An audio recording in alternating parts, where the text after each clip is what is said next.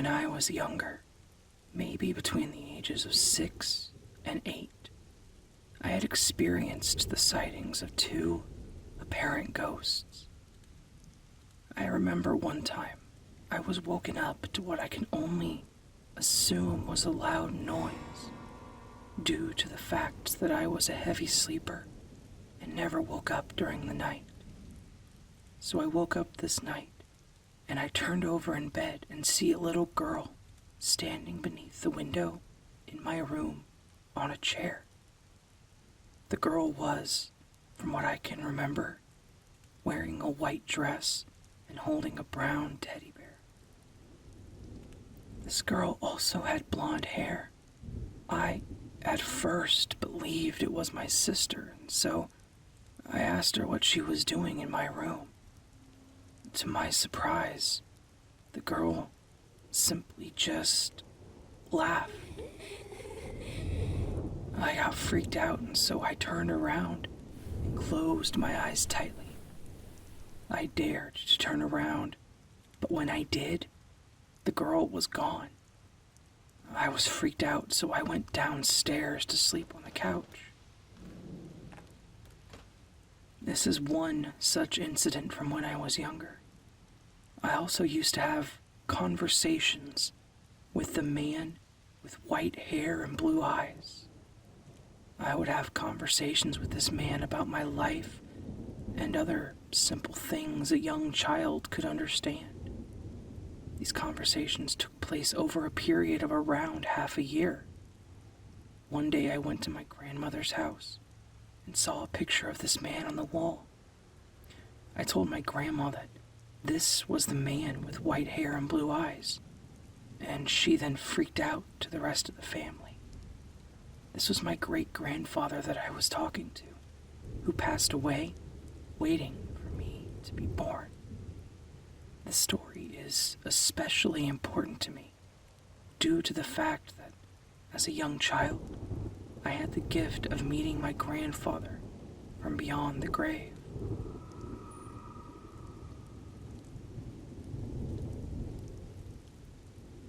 It all happened at Easter weekend.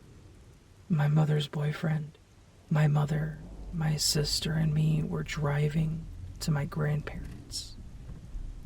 While on the highway, it started to heavily rain, like a really huge downpour.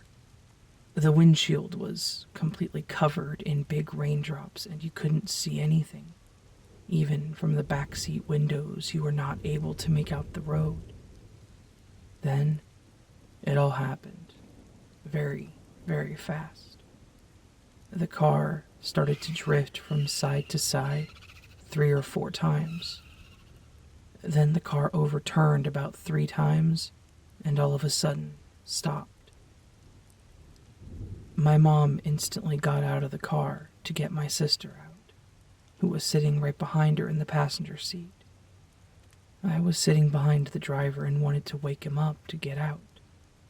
I could only touch his shoulder and catch a quick glimpse of his head, which was cracked open at the top of the skull. I literally saw the skull and the brain. My mom pulled me out of the car, and we waited for the ambulance to arrive.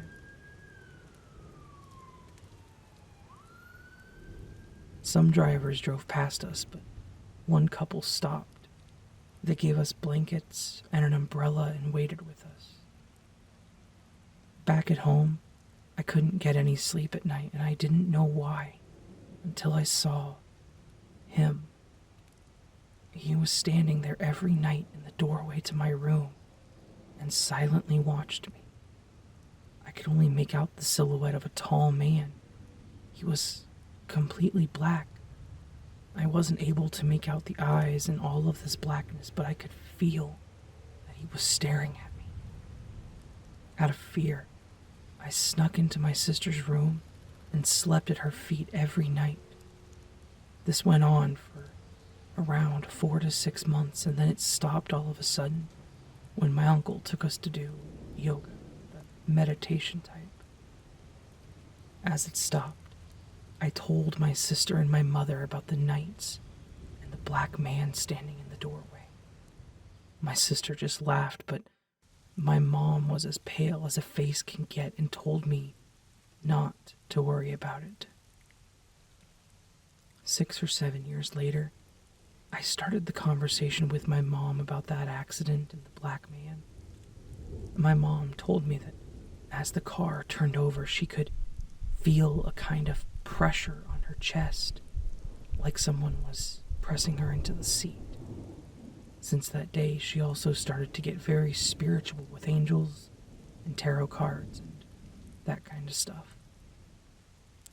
About the black man, she said it was probably an angel watching over me, but it surely didn't feel like it. I have no idea who or what it was, but I've never seen him again. So in July of 2018, my uncle passed away due to leukemia. After that, things have never been the same. At first I wasn't sure if these things were my family's form of grieving, but now, 2 years later, I can confirm it's not. It started off about 1 month after he had died. My aunt and my other aunt and uncle started finding dimes everywhere. I know it could have been a coincidence, but I have always been told that after a loved one dies, they can show that they are with you by making dimes appear. It wasn't normal spots where you'd find them either, like couch cushions. They would appear in jewelry boxes, kitchen sinks, the fridge, under bed pillows, even inside glasses that were in the cupboard. But this is the weirdest one yet. My aunt and uncle own a lot of forest property, so my uncle cut down wood for his fireplace, and when he went to bring it back to the house, a maple leaf had landed on the log with a dime in the middle of it. No one walks through their forest since it's private property, so no one had done that or dropped the change. About 3 months after his death, so approximately October, every night at 3 a.m. the fire alarms would go off. It was so strange. I'd been sleeping over at my aunt and uncle's house at 3 a.m., and the fire alarms would go off. All of them, not just one. And even after taking them off the wall, they would still go off. While the fire alarms would be going off, all of the Bluetooth speakers throughout the house would turn on, playing random radio stations at full blast. My aunt and uncle would never listen to the radio on their speakers, but it would flip to the most random radio stations. Some weren't even in English. They were Russian or Spanish. Eventually, my aunt had yelled, "Please stop," and then it didn't happen for a long time. It has been 2 years, and a handful of weird things still do happen. I've experienced dimes turning up at my house, and objects, such as cleaning supplies or makeup, being thrown off the shelves.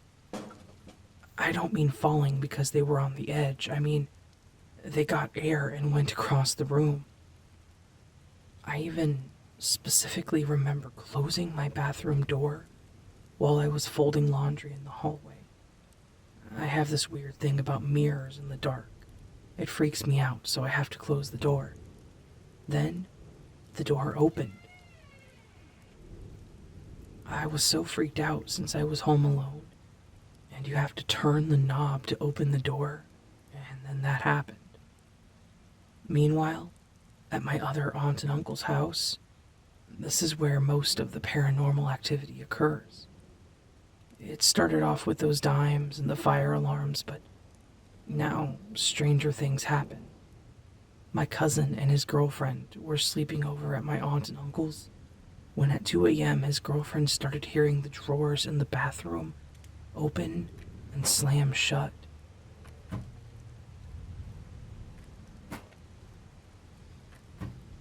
My cousin slept through it, but his girlfriend was up all night crying, while the 2 golden retrievers in the house were sitting outside the bathroom door, growling.